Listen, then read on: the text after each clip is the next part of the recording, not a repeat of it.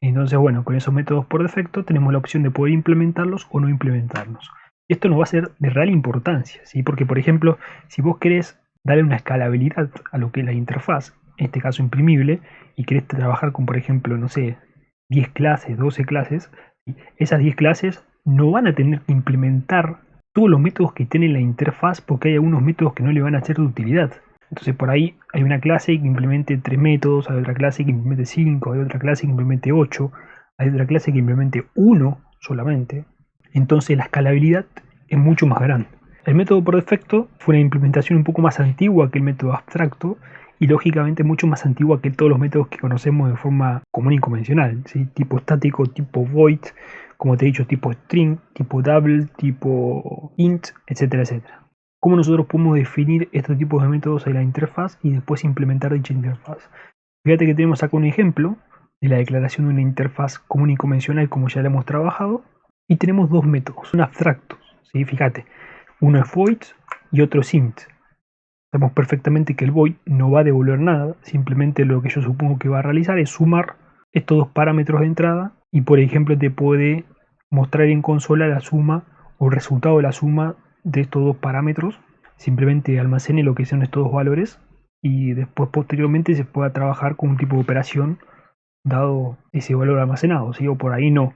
Después tenemos otro método que sí va a devolver lo que es un entero. Lo que va a devolver es justamente la operación entre la resta de todo parámetro de entrada. En este caso no devuelve nada, y acá sí un entero. Y acá se define lo que es el método por defecto. En este caso, como digo, nosotros tenemos diferentes tipos de métodos que son por defecto, de tipo default. Tenemos métodos default de tipo entero, ¿sí? Podemos tener método default de tipo string, todo lo que vos conocés, ¿sí? Char, por ejemplo, double, etcétera, etcétera. Lo único que va a cambiar con esta palabra reservada es la forma que nosotros vamos a implementar el método en las clases, la opción que le da la implementación a ese método. Entonces, en este caso, simplemente es una interfaz que tiene métodos, que tiene una calculadora común y convencionales, va a multiplicar en este caso dos números de entrada, ¿sí? Y va a devolver lo que es la multiplicación de esos dos números, el resultado final, x por y. Algo que seguramente estarás preguntando ahí, bueno, acá yo no tengo estos métodos desarrollados en la interfaz. ¿Y acá por qué si tengo este método desarrollado en la interfaz?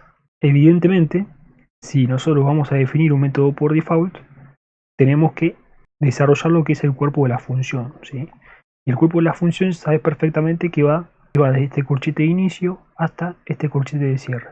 La indentación está directamente arraigado desde este punto hasta este punto, ¿sí? Y acá tenemos el cuerpo de la función. Va a devolver justamente ese resultado. Entonces a partir de ahora sabemos que los métodos por defecto siempre vamos a tener que desarrollar el cuerpo de la función en la interfaz. Los otros métodos no son necesarios desarrollarlos dentro de la interfaz. Podemos tener otro método acá que sea, por ejemplo, abstracto, ¿sí? Public abstract tal método, y realice, por ejemplo, en vez que sea la multiplicación, una resta, una suma, que sea, por ejemplo, la división. Podemos dividir dos números y tenemos esos dos parámetros de entrada, ¿sí? Por ejemplo, x e y. Estos tres métodos con el que te dije recién, abstract, dividir, vamos a tener que desarrollarlos en las clases que nosotros implementemos esta interfaz, y este método no, ya viene desarrollado.